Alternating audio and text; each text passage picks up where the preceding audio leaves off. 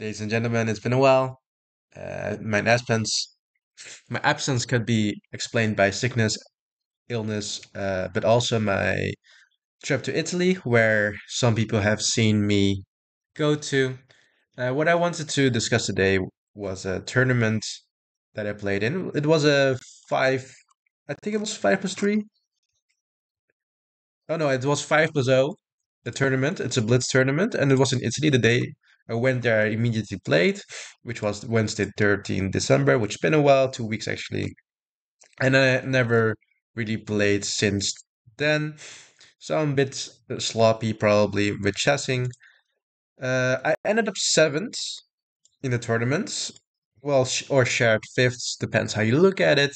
There were 30 participants, but moreover than that, there was actually an FM, which stands for Fide Master, in the tournament. And this FM, very nice guy by the way, was rated 2170, which is insane, insane. And I got to actually play against him, which was actually quite lucky in table two. Uh, Apparently, I played well enough to go on table two and play him in the eighth round. And obviously, he won, as you can see. But it might be still nice to go over the game. So I played black. So yes, I first off I have to play against the Fide Master, and second off I get the black pieces, which is yeah, it is what it is. Knight C3 and Knight F6. And I was thinking he's gonna go for a Vienna, and I know exactly what to do against a Vienna, and things gonna go, crazy. And I'm gonna get well out of the opening. I'm gonna get it well opening, but he didn't play this. He played bishop c4. And here we go into a sort of, how do you call this? I felt like this was turning into a bishop's opening. So I played knight c6, d3, and it's a sort of a bishop's opening. It's very flexible, apparently. Knight a5. I think this is the best move. And knight e2.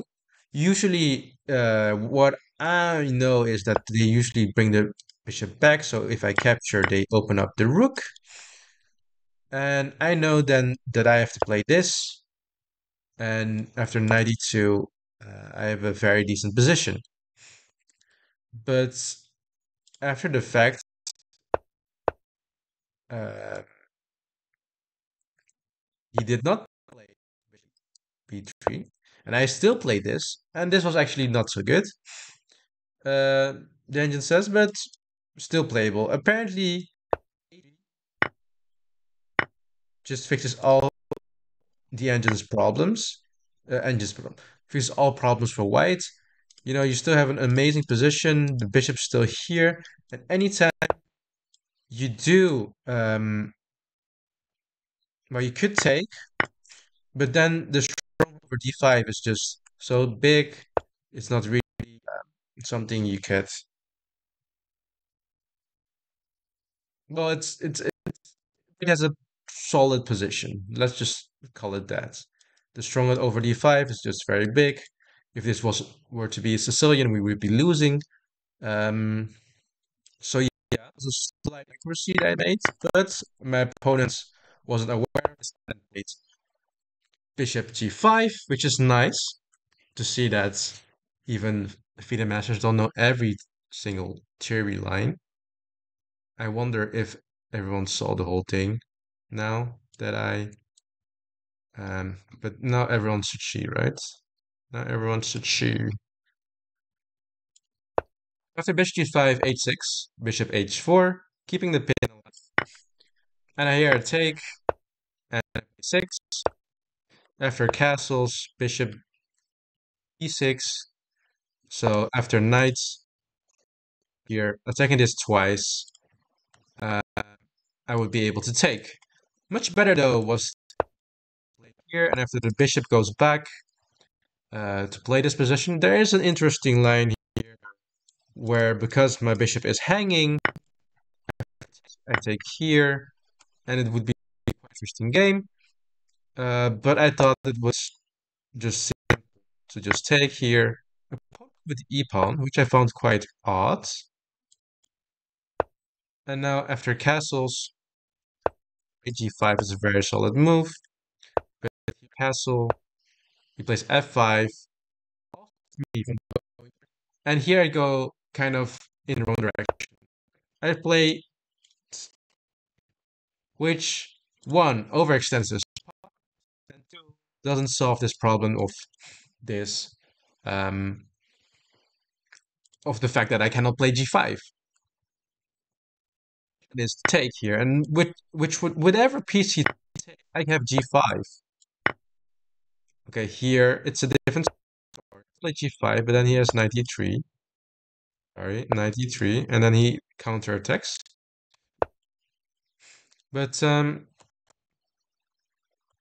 what I end up doing is, and after knight g3, intending to go h4, knight h5 with the knight, nothing.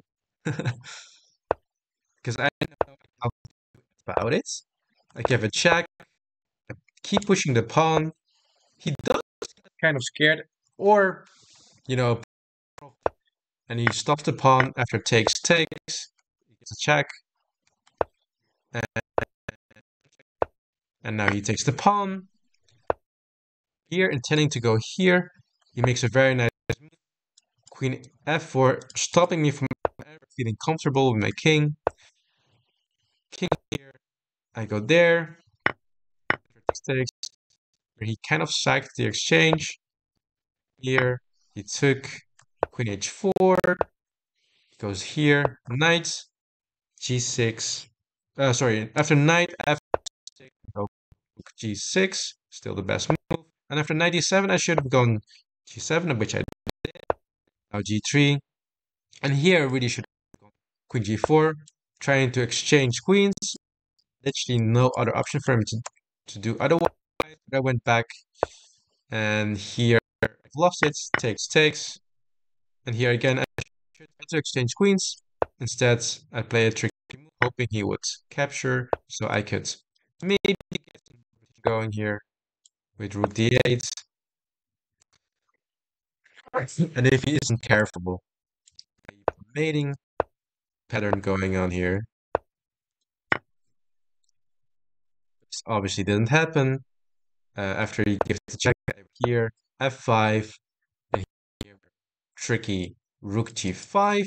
He would push, so I could capture the queen, but obviously, and he played knight here. I could capture here, and after knights, cannot capture, pawn captures. There might be something like this,